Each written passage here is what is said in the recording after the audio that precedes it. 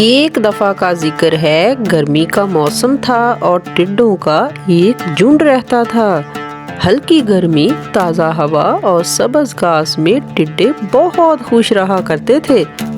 एक दिन जब वो खेल रहे थे तो उन्होंने कुछ सब्जियों और फलों को चलते हुए देखा। टिड्डे उनको देखकर हैरान रह गए। टिड्डों को इन सब्जियों और फलों के पास से कुछ आवाजें सुनाई दे रही थीं।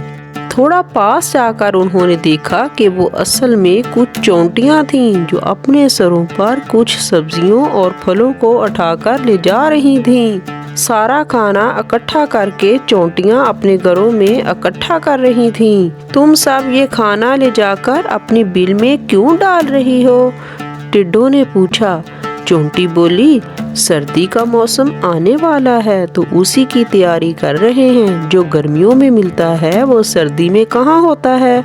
ये फल, ये डालियाँ सर्दियों में नहीं मिलेंगी और बाहर ठंड होगी, इसलिए बाहर निकलना भी मुश्किल। इसीलिए हम थोड़ी मेहनत करके सब कुछ जमा कर लेते हैं। हा हा हा हा। टिड्डे चोंटियों को देखकर हंसने लगे।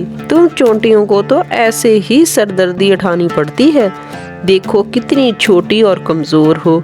हम लंबे और पहलवान हैं, इसीलिए हमें किसी चीज की फिक्र ही नहीं।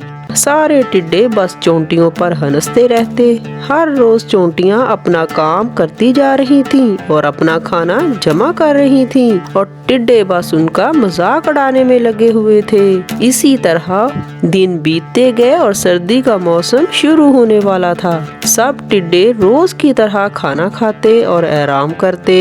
गर्मी के मौसम में सब टिड्डे खा खा कर मोटे और अलसी बन गए। आखिरकार ठंड का मौसम आ गया। अलसी मोटे टिड्डों के पास खाने के लिए कुछ भी नहीं था। न पत्ते, न झाड़ी, न खाना, न कोई रहने की जगह। फौरन उन्हें याद आया कि चोंटियों ने घर बनाए थे और बहुत सारा खाना भी जमा कर रखा था। सारे टिड्डे इस बिल में घुसकर वहीं पर कब्जा करके बैठ गए। अब सारी चोंटियां परेशान हो गईं और अलग अलग बिखर गईं। चोंटियों ने मंसूबा बनाया और ठंड से बचने के लिए अपने दोस्तों के पास चली गईं। ठंड का मौसम खत्म हो गया और फिर से गर्मी शुरू हो गई। चोंटियां फिर से खाना जमा करने लग गईं और उन्होंने फैसला किया कि इस बार अपना खाना और घर पर टिड्डों को कब्जा नहीं करने देगी।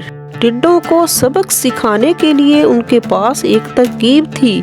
इस तरकीब की वजह से चोंटियों ने एक गुमनाम जगह बनाई जहां पर वो खाना जमा करने लगी और साथ साथ कुछ चोंटियां पुरानी जगह पर खाना जमा करने का नाटक कर रही थीं। टिड्डों का ध्यान हटाने के लिए इस बार भी टिड्डे सोच रहे थे कि इस बार भी सर्दी में उनके खाने पर कब्जा कर लेंगे। दोबारा सर्दी आ गई। टिड्डे फिर से इस बिल में घुस गए। अंदर जाते ही उन्होंने देखा कि वहाँ कुछ भी नहीं था, बस कुछ पत्ते और कुछ डालियाँ थीं। टिड्डे हो गए परेशान। अब बाहर भी तेज ठंड, वो बाहर निकल ही नहीं पाए।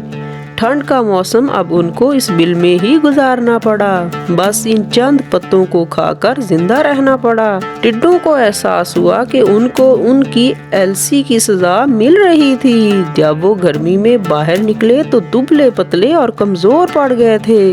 कुछ फल और पत्ते खाकर उन्होंने अपनी सेहत को बहाल किया। अब पूरी तरह सेहतमंद होने के बाद टिड्डों ने भी सर्दी के लिए खाना इकट्ठा करना शुरू कर दिया। ठंड का मौसम गुजारने के लिए सब ने पत्ते और झाड़ियों का घर भी बनाया।